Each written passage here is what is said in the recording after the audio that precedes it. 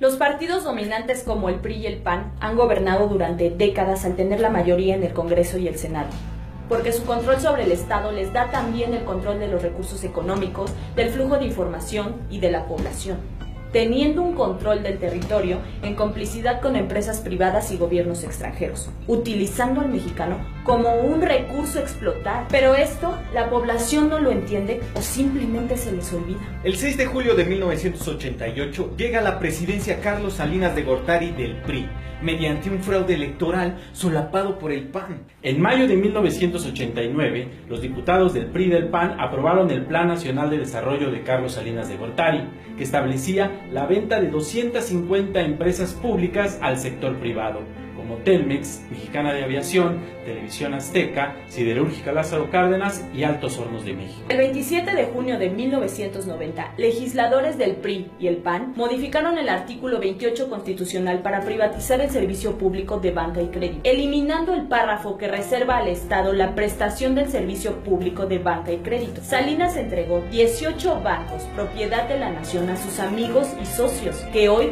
son de los hombres más ricos del mundo. El 6 de enero de 1992 aprobaron reformas al artículo 27 constitucional para permitir la venta de tierras ejidales y comunales y el abandono a los campesinos. El 6 de mayo de 1992 se modificó la ley minera para concesionar la minería a particulares hasta por 50 años, derogando el impuesto a la extracción de minerales y privatizaron minas estatales. Salinas entregó 6.600.000 hectáreas de reservas nacionales a Peñoles, Grupo México y Carso. Hoy las mineras poseen 25.366.611 hectáreas, 13% del territorio nacional. El 22 de diciembre de 1992, PRI y PAN retomaron una ley para permitir a empresas privadas generar electricidad. Hoy venden a la CFE casi el 50% de la luz que consumimos.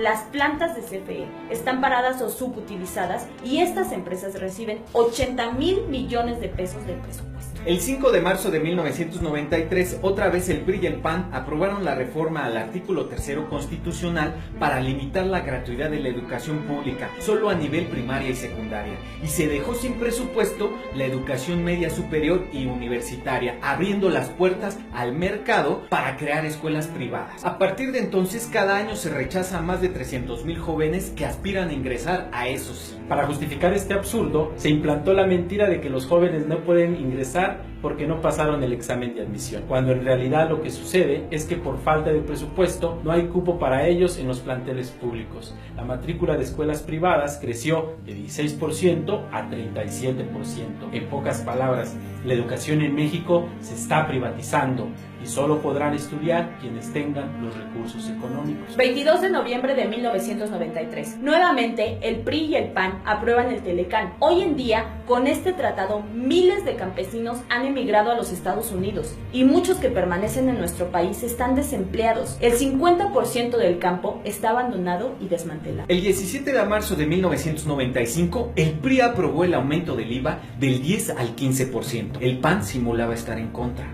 El 12 de mayo de 1995, PRI y PAN reformaron la ley para vender Ferrocarriles Nacionales de México a empresas nacionales y extranjeras. Cedillo fue contratado como asesor del Consejo de Administración de Union Pacific Corp, a la que entregó parte de la infraestructura ferroviaria del país. El 23 de mayo de 1996, modificaron el sistema de ahorro para el retiro y entregaron las pensiones de millones de trabajadores a financieras privadas que administran turbiamente, con comisiones muy altas y baja rentabilidad. El 12 de diciembre de 1998, PRI y PAN aprobaron el FOBAPROA, convirtiendo la deuda de empresarios y banqueros en deuda pública, que hasta el día de hoy seguimos pagando con el IPAP, el Instituto para la Protección del Ahorro Bancario. El 8 de diciembre de 2005 modificaron la ley de impuestos sobre la renta para permitir a las grandes corporaciones el diferir, retrasar el pago de impuestos hasta el 100%. Nuevamente, el 6 de julio del 2006, se comete otro fraude electoral a la vista de todos los votantes y el país entero. En este caso, el PRI fue quien solapó este fraude electoral. El 22 de marzo de 2007 reformaron la ley del ISSSTE y entregaron las pensiones de los trabajadores del Estado a los banqueros. Los trabajadores pagarán más por sus pensiones y al final recibirán menos. El 24 de octubre de 2008, otra vez el PRI y el PAN aprobaron la Ley de Petróleos Mexicanos que permite otorgarles contratos inconstitucionales a empresas nacionales y extranjeras para explotar petróleo y entregarles áreas del territorio nacional en exclusiva hasta por 25 años. Ya se licitaron contratos para la explotación